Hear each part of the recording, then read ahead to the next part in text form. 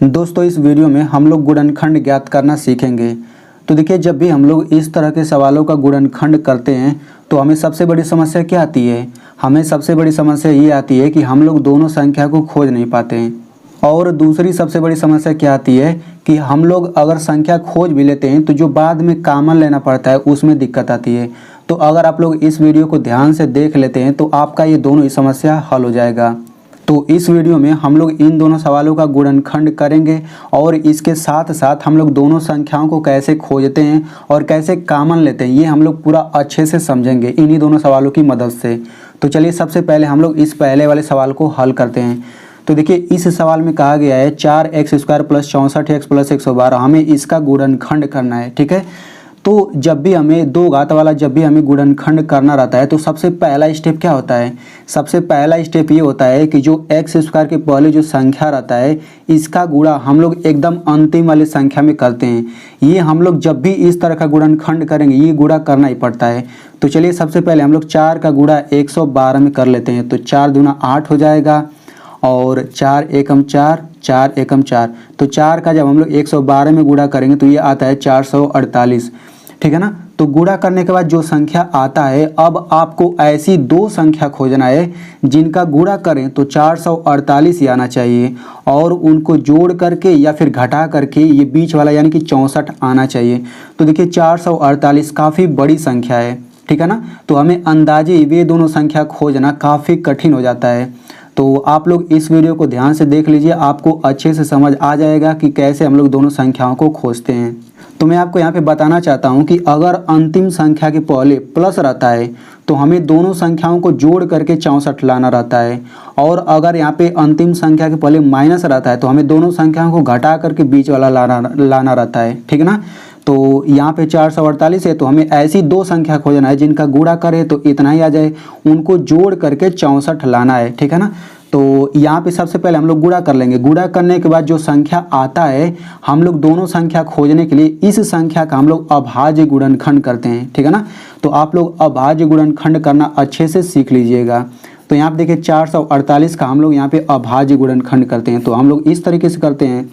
तो ये हो जाएगा 2 दूना 4, 2 दूना 4, 2 चौक 8, 2 एकम 2, 2 एकम 2, 2 दूना 4, फिर 2 से कटेगा, 2 पाँचे 10, 2 छके 12, फिर 2 से कटेगा, 2 दूनी 4 और 2 आठे 16, फिर 2 से कटेगा, 2 एकम 2, 2 चौक 8, फिर 2 से कटेगा, 2 साते 14 और 7 एकम 7। तो देखिए हमने यहाँ पे इसका अभाज्य गुणनखंड कर लिया। तो अभाज्य गुणनखंड का मतलब ये होता है कि यहाँ पे जो ये सब संख्या आया है ना, अगर हम इन सभी संख्याओं का गुणा करेंगे तो 448 ही आएगा। तो हम लोग यहाँ पे लिख लेते हैं 2 गुणा 2 गुणा 2, कितनी बार 2 है? 1 2 3 4 5 6 बार 2 है। तो यहाँ पे 6 बार हम 2 का गुणा कर लेते हैं। ठीक ना। तो यहाँ पे 6 बार 2 हो गया और एक 7 है। अब यहाँ पे जो संख्या दिया गया है इन सभी का अगर हम लोग गुणा करेंगे तो ये कितना आ जाएगा? ये आ जाएगा 448। तो देखिए इसका अभाज्य गुणनखंड करके हम लोग ऐसे लिख लिए। अब इसके बाद हमें दो संख्या खोजना है। ठीक है ना। तो हम लोग दो संख्या, ये जो पूरा दिया गया है ना, इसी से हम लोग दो संख्या निकालते हैं। तो सबसे पहले हम लोग ये पहला अंक ले लेंगे और ये बाकी अंकों का हम लोग गुणा कर लेंगे। ठीक है। तो यहाँ से हमें दो संख्या मिल जाएगा। यहाँ पे हमें पहला संख्या 2 मिल गया, तो यहाँ से हमें दूसरी संख्या मिलेगा। तो पहली संख्या हमें यहाँ से मिल जाएगा और दूसरी संख्या यहाँ से मिलेगा। 2 दूना 4, दूना 8, दूना 16, दूना 32 और 32 सते होता है 224। ठीक है ना। तो यहाँ पे देखिए ये जो दोनों संख्या है ना, इन दोनों संख्याओं का अगर आप गुणा करेंगे तो 448 ही आएगा। आप लोग करके देख सकते हैं। अब इनको जोड़ करके देख लेते हैं क्या 64 आता है। तो इनको जोड़ेंगे तो ये 226 आ जाएगा। ठीक ना। यानी कि जिन दोनों संख्याओं की हम खोज कर रहे हैं वे दोनों संख्या ये दोनों नहीं है। ठीक ना। तो इसके बाद हम क्या करेंगे, अब शुरू में हमने एक संख्या लिया था, अब हम लोग शुरू से दो संख्या लेंगे और बाकी सब इन सब संख्याओं का गुणा करेंगे। तो सबसे पहले इन दोनों संख्याओं का गुणा करेंगे तो 2 दूना 4 हो गया, फिर गुणा। अब इन सब का गुणा कर लेते हैं। तो 2 दूना 4, दूना 8, दूना 16, 16 साते 112। अब यहाँ पे देखिए 4 और 112 इन दोनों का अगर आप लोग गुणा करेंगे तो ये 448 ही आता है। ठीक ना। आप लोग गुणा करके देख सकते हैं। अब इनको जोड़ करके देख लेते हैं कि क्या 64 आता है। तो इन दोनों को जोड़ेंगे तो 64 नहीं आएगा, यानी कि ये भी दोनों संख्या वो नहीं है जिसकी हम तलाश कर रहे हैं। अब इसके बाद हम क्या करेंगे, शुरू से 3 संख्या लेंगे और उसके बाद हम बाकी का संख्या लेंगे। तो जब हम शुरू से 3 संख्या लेंगे तो गुणा करते हैं। तो 2 दूना 4, दूना 8, पहला संख्या यहाँ से मिल जाएगा गुणा, दूसरा संख्या यहाँ से मिल जाएगा। 2 दूना 4, दूना 8 सते 56। अब देखिए 8 और 56 का गुणा करेंगे तो 448 आ जाएगा। अब इनको अगर आप जोड़ेंगे ना तो 64 आ जाएगा। इनको आप जोड़ करके देख सकते हैं, ठीक ना। देखिए 8 6 14 हो जाएगा और 5 1 6, देखिए 64 आ जा रहा है। यानी कि जिन दोनों संख्या की हम लोग खोज कर रहे थे वे दोनों संख्या क्या है, 8 और 56 है। अगर आप इन दोनों का गुणा करेंगे तो 448 आएगा, इनको जोड़ेंगे तो 64 आएगा। तो यहाँ पे हम लोग जोड़ करके ना 64 यहाँ पे हम दिखा देते हैं। यहाँ पे हम लोग लिख लेते हैं जब यहाँ पे 8 में आप 56 जोड़ेंगे तो ये आ जाता है 64, ठीक है ना। तो यहाँ पे देखिए इसमें x है तो हम लोग क्या करेंगे, इन सभी के बाद हम लोग x लगा देंगे। तो यहाँ से क्या हो जाएगा 8x प्लस 56x बराबर ये हो जाएगा 64x। हम लोग बस इसके बाद x लगा देंगे।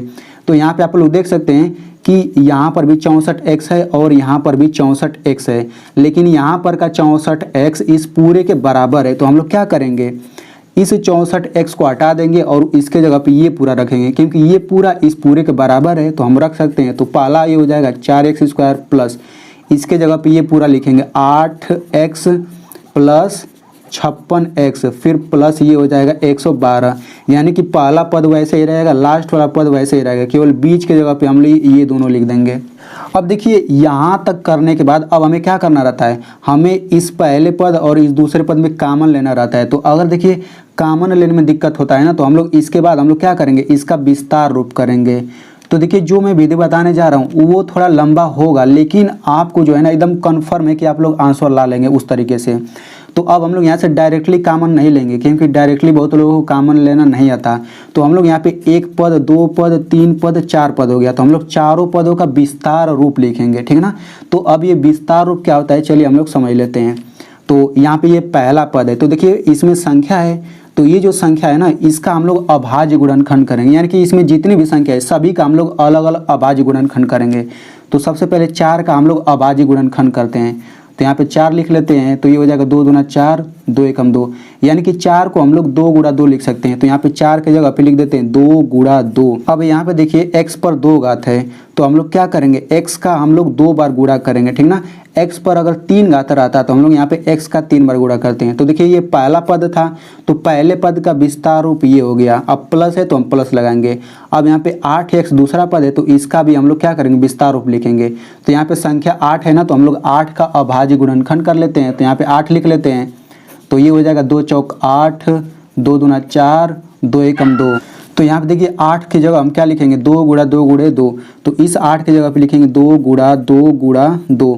यहाँ पे x है तो हम क्या करेंगे, गुणा x कर देंगे, फिर प्लस है तो प्लस लिखिए। अब ऐसे यहाँ पे देखिए 56 गुणा x है, मतलब 56x है, तो हम 56 का अभाज्य गुणनखंड कर लेते हैं।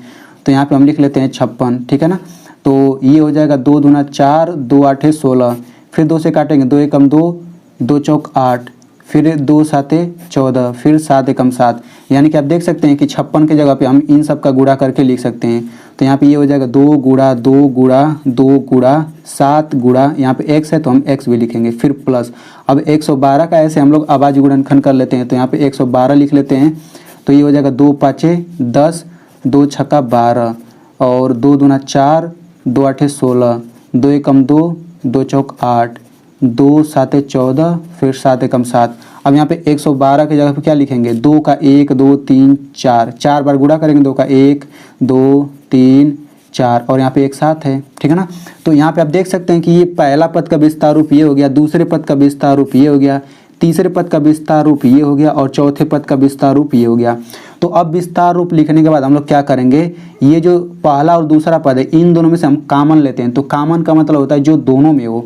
तो अब इसमें और इसमें देखेंगे क्या क्या है। तो देखिए इसमें 2 है, इसमें भी 2 है, जो दोनों में होता है वही कॉमन होता है। यहाँ पे देखिए इसमें भी 2 है और इसमें भी 2 है, तो ये सब कॉमन में आता जा रहा है। देखिए इसमें x है, इसमें भी एक x है। तो यहाँ पे आप देख सकते हैं कि 2 2x दोनों में है, तो ये कॉमन हो जाएगा। तो हम जो कॉमन वाला है कॉमन वाले का गुणा कर लेते हैं, 2 दूना 4x, यानी कि ये 4x कॉमन हो गया। तो कॉमन जो होता है ना वो कोष्टक के बाहर होता है। अब देखिए यहाँ पे x कॉमन नहीं आया था, तो यहाँ पे x बच जाएगा, प्लस है तो प्लस लिखिए, यहाँ पे 2 बच जाएगा तो यहाँ पे 2 लिख लीजिए, ठीक है ना। अब क्या करेंगे, यहाँ पे प्लस है यानी कि इन दोनों का अब काम खत्म हो गया। अब यहाँ पे प्लस है तो यहाँ पे प्लस लिखिए।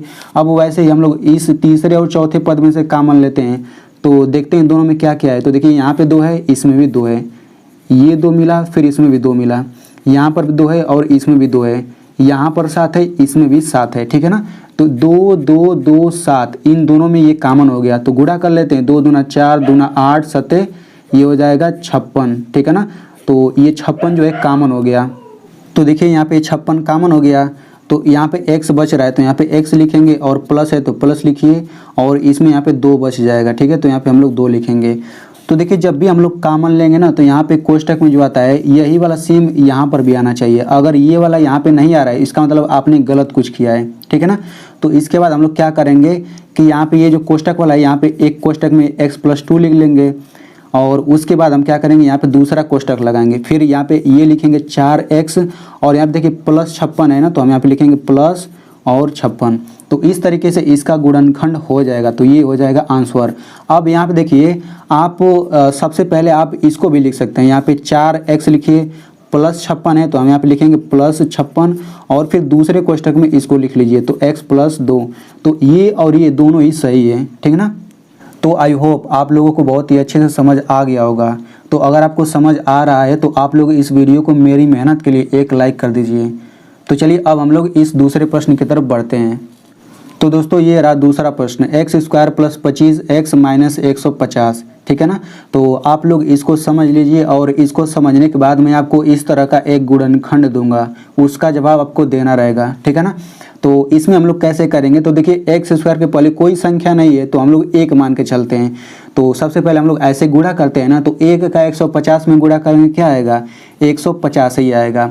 तो गुणा करने के बाद 150 आ गया। अब आपको ऐसी 2 संख्या खोजना है जिनका गुणा करें तो 150 ही आना चाहिए, और उनको घटाने पर 25 आना चाहिए, ठीक है ना। तो यहाँ पे देखिए 150 काफ़ी बड़ा संख्या है, तो वो 2 संख्या अंदाजे ही खोजना थोड़ा कठिन हो जाएगा। तो हम लोग क्या करेंगे, इस संख्या का हम लोग अभाज्य गुणनखंड करेंगे। तो यहाँ पे हम लोग 150 का अभाज्य गुणनखंड करते हैं। तो ये 2 से कटेगा, तो 2 7 14 हो जाएगा, 2 5 10। अब ये 3 से कटेगा, 3 दूना 6, 3 5 15। अब ये 5 से कटेगा, तो 5 5 25, 5 एकम 5। यानी कि हम लोग देखिए क्या क्या लिख सकते हैं, 2 गुणा 3 गुणा 5 गुणा 5, ये हम लोग क्या लिख सकते हैं, 150 के बराबर लिख सकते हैं। इन सब का गुणा करेंगे तो 150 आ जाएगा। 2 3 6, 6 5 30, 30 5 150, ठीक है ना। अब हमें 2 संख्या खोजना है, तो क्या करेंगे, सबसे पहले एक संख्या ले लेंगे, फिर बाकी सब ले लेंगे। तो यहाँ पे 2 हो जाएगा, फिर गुणा 3 5 15, 15 5 75। तो यहाँ पे देखिए अगर आप 2 का 75 में गुणा करेंगे तो ये आपका 150 आ जाएगा। अब हमें घटा करके 25 लाना है, तो हम लोग देख लेते हैं घटा करके 25 आता है, तो 75 में से 2 घटाएंगे तो देखिए 73 आएगा। तो 25 तो आ नहीं रहा, इसका मतलब जिन 2 संख्या को हम खोज रहे हैं वे दोनों संख्या 2 और 75 नहीं है। अब दूसरा ट्राई करेंगे, तो शुरू से 2 संख्या लीजिए और फिर बाद का, तो ये हो जाएगा 2 3 6, फिर गुणा 5 5 25, ठीक है ना। अगर आप इन दोनों का गुणा करेंगे तो 150 आ जाएगा। अब घटा करके देख लेते हैं, 25 आता है, तो 25 में से 6 घटाएंगे कितना आएगा, ये आ जाएगा 19। यानी कि अब हम लोग दूसरा ट्राई करेंगे। तो यहाँ पे हम लोग शुरू से 3 संख्या ले लेंगे, फिर बाकी अंतिम संख्या। तो यहाँ पे 2 3 6, 6 5 30 हो गया, फिर गुणे लास्ट वाली संख्या 5। अब देखिए 30 का 5 में गुणा करेंगे तो 150 आएगा ही आएगा। अब देखिए 30 में से 5 हम लोग घटा दें, 30 में से अगर हम 5 घटा देंगे तो ये 25 भी आ जाएगा। यानी कि जिन दोनों संख्याओं को हम खोज रहे थे वे दोनों संख्या 30 और 5 है। तो हम लोग यहाँ पे घटा करके 25 दिखा देंगे, फिर इसके बाद हम लोग x लगा देंगे। 30 के बाद x लगाइए, 5 के बाद x लगा दीजिए, और यहाँ पे 25 के बाद x लगा दीजिए। अब देखिए यहाँ पर भी 25x है और यहाँ पर भी 25x है, लेकिन यहाँ पर 25x पूरे इसके बराबर है, तो हम यहाँ पे 25x हटा देंगे, पूरा ये रखेंगे। तो ये हो जाएगा x² प्लस 25x की जगह पे हम पूरा ये रखेंगे 30x माइनस 5x और माइनस हो जाएगा 150, ठीक है ना। अब क्या करेंगे, यहाँ पे चारों पदों का विस्तार रूप लिख लेते हैं। तो यहाँ पे इसका विस्तार रूप लिखिए, तो x गुणा x, ये पहले का विस्तार रूप हो गया, प्लस है प्लस लिखिए। अब यहाँ पे 30x है ना, तो यहाँ पे 30 का हम अभाज्य गुणनखंड कर लेते हैं। तो यहाँ पे 30 का अभाज्य गुणनखंड करिए, तो 2 एकम 2, 2 5 10, 3 से कटेगा 3 5 15, और फिर 5 से कटेगा 5 एकम 5। यानी कि हम लोग क्या लिखेंगे, 2 गुणा 3 गुणा 5 गुणा x।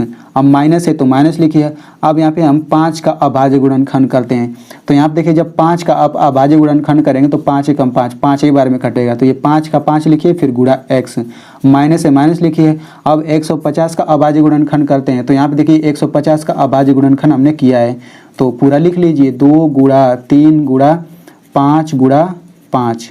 अब यहाँ पे देखिए पहले पद का विस्तार रूप ये हो गया, दूसरे पद का विस्तार रूप ये हो गया, तीसरे पद का ये, चौथे पद का ये। अब हम लोग पहले और दूसरे में कॉमन लेते हैं, तो जो दोनों में होता है वही तो कॉमन लेते हैं। तो देखिए इसमें x है और इसमें भी x है, तो इसका मतलब क्या हो गया, x कॉमन हो गया।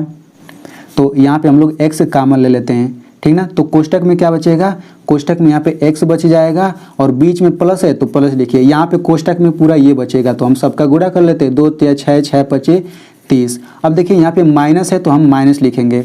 अब इन दोनों में से कॉमन क्या है, तो देखिए इसमें 5 है, ठीक ना, और इसमें भी 5 है। अब इसके अलावा दोनों में कुछ भी मैच नहीं कर रहा, तो हम क्या करेंगे, ये 5 कॉमन हो जाएगा। अब यहाँ पे कोष्टक लगा लेते हैं, तो यहाँ पे x बच जाएगा, माइनस है तो माइनस लिखिए, और यहाँ पे क्या बचा, 2 बचा, 3 बचा 5, तो 2 3 6 6 5 30, तो ये आ जाएगा x माइनस 30। लेकिन मैंने आपको बताया था कि कोष्टक में जो यहाँ पर आता है ना, सेम यहाँ पर भी आना चाहिए। तो यहाँ पे देखिए यहाँ पे प्लस है लेकिन यहाँ पे माइनस आ रहा है, तो हम क्या कर देंगे, यहाँ पे प्लस कर देंगे। तो देखिए अगर आपको यहाँ पे समझ नहीं आ रहा है कि क्यों हमने ऐसा किया, तो जब आपका बेसिक क्लियर हो जाएगा तो आपको समझ आ जाएगा, ठीक ना। लेकिन आप लोग अभी इतना ही समझिए कि यहाँ पर जो आता है सेम यही वाला यहाँ पर भी आना चाहिए। तो यहाँ पे माइनस था तो हम यहाँ पे प्लस है तो हम यही प्लस यहाँ पे कर देंगे। तो अब देखिए ये वाला पूरा ये इसके बराबर हो गया। तो अब हम क्या कर देंगे, यहाँ से लिखेंगे एक कोष्टक में x प्लस 30 और दूसरे कोष्टक में हो जाएगा x माइनस 5, x हो जाएगा और ये माइनस 5। यहाँ पे देखिए बीच में कोई चिन्ह नहीं रहता, ठीक ना। तो इतना करने के बाद क्या हो जाएगा, ये आंसर हो जाएगा। या फिर आप चाहें तो इस तरह भी कर सकते हैं, पहले x लिखिए फिर माइनस 5, x माइनस 5 और दूसरे कोष्टक में x प्लस 30, तो ये भी आंसर सही है। तो आई होप आपको बहुत ही अच्छे से समझ आ गया होगा। अब मैं आपको यहाँ पे सवाल दे देता हूँ, तो यहाँ पे आप लोग सवाल लिख लीजिए। यहाँ पे सवाल है 2x square plus 29x plus 50। तो आपको इसका गुणनखंड करके कमेंट में ज़रूर बताना है, तभी तो मुझे समझ आ पाएगा कि आप में से कितने लोगों को समझ आया है। तो अगर आप वीडियो को यहाँ तक देख रहे हैं तो आपको समझ आया होगा। तो अगर आपको समझ आया है तो आप लोग इस वीडियो को अपने दोस्तों के साथ ज़रूर शेयर करिए, क्योंकि उन्हें भी समझ आ जाएगा।